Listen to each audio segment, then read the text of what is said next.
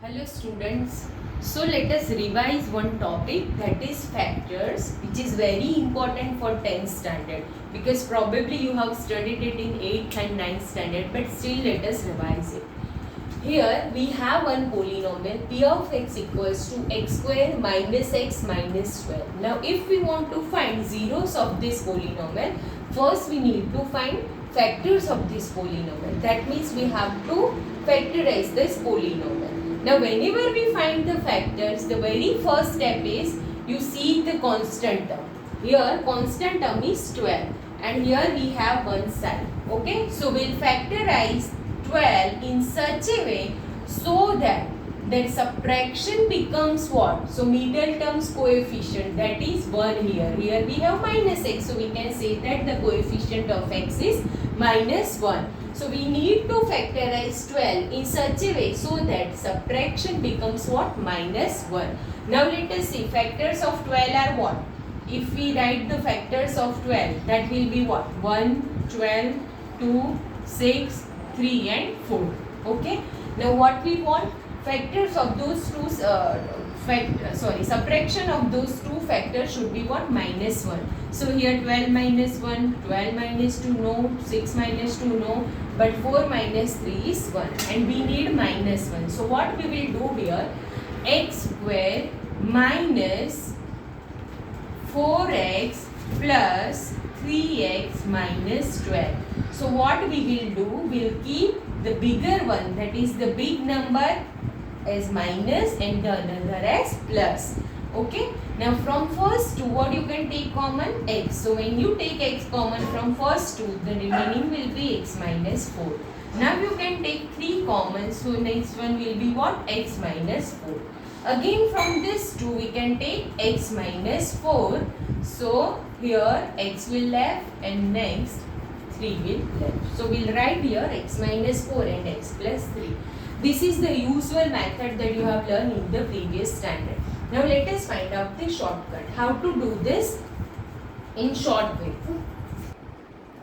Let us see the shortcut. Now see here 12, so factorize 12 in such a way subtraction becomes minus 1. So as we have seen that 3 and 4 are those factors, okay, 3 and 4.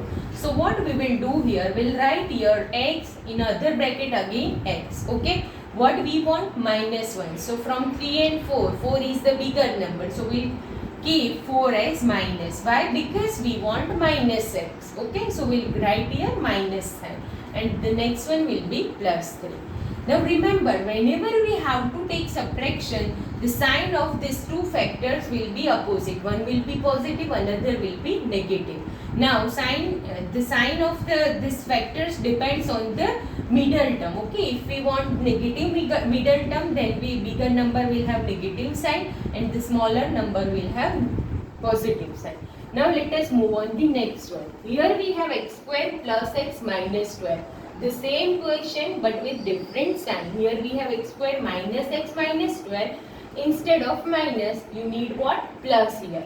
Again 12, so here sign is minus. So we have to factorize 12 in such a way so that subtraction becomes what? Plus 1.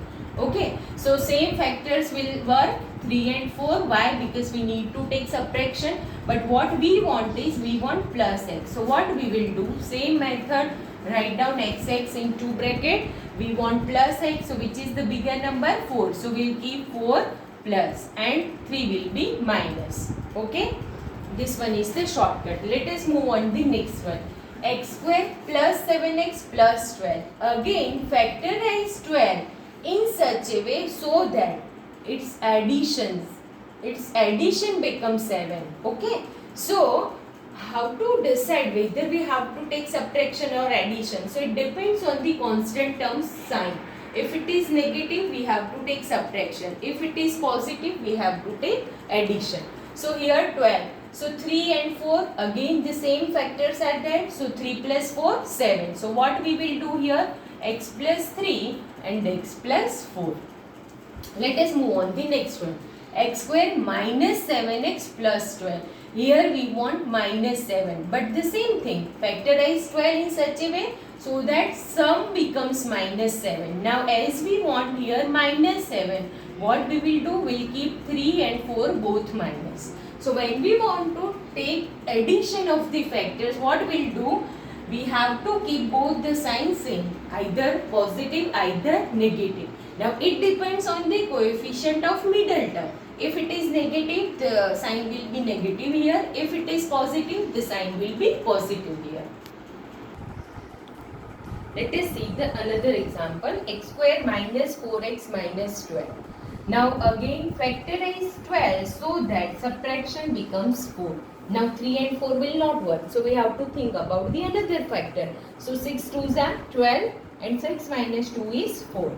Okay. Now 4 here, coefficient of 4 is what? Minus 1.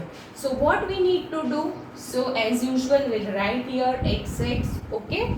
Now what we want? Minus 4. And our factors are 6 and 2. So we'll keep 6 as a minus and here plus. Okay.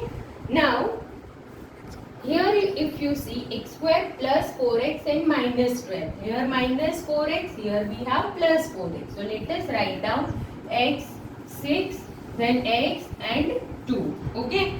Now what we want? Plus 4x. So 6 sign of 6 will be what? Plus. And sign of 2 will be minus. Okay. The next one. Here we have x square plus 8x plus 12. So factorize 12 so that sum becomes 8. So again 6 and 2 are those factors.